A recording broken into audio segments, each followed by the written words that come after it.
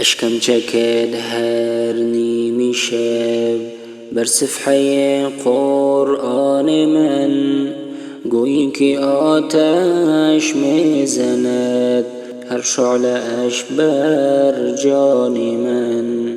قرآن مگو دریاست این، دریای ناپیداست این، تا جاویدان بر جاست این، هر آیه اش برهان من. از برکتی هر آیه بینم ز رحمت سایه، هر دم پناهم می دهد از آتش پنهان من. اشکم چکد هر نیمی شب بر صفحه قرآن من، گویی که آتش میزند هر شعله اش بر جان من. هر جمله لرزاند مرا و از شوق گریاند مرا، لطف خدا خواند مرا صدوای از حرمان من. هر سوره اش دار و شفا در نور آن عطر صفا، بر دردونا پیدا بود قرآن من درمان من.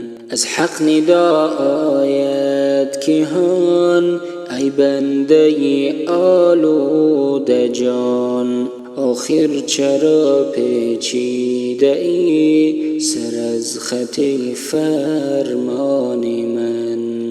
چون مرغانی خانگی غمگینی از بدانگی،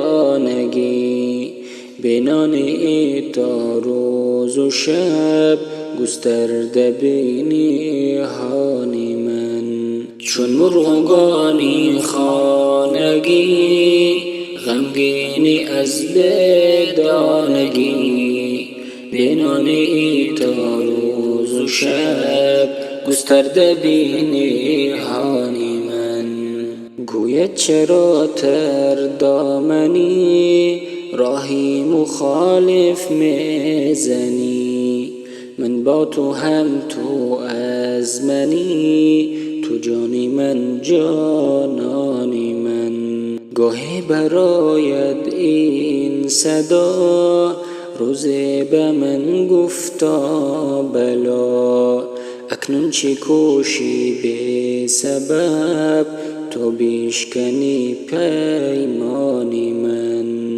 گاهی براید این صدا روزی به من گفتا بلا، اکنون چی کوشی به سبب تا بیشکنی پیمانی من.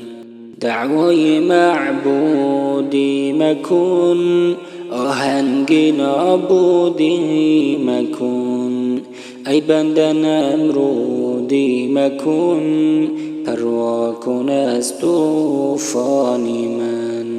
من جنتم آتش تویی، من رحمتم سرکش تویی، خود را چرا افکنده ای در شعله عصیان من. من جنتم آتش تویی، من رحمتم سرکش تویی، خود را چرا افکنده ای در شعله عصیان من.